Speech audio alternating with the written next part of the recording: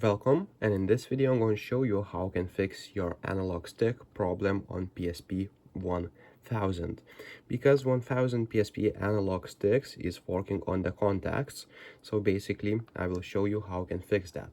So if you have the analog stick drifting, what we need to do is go to settings, then go to system settings, system information, and then hold it up like that and rotate it for the 30 seconds.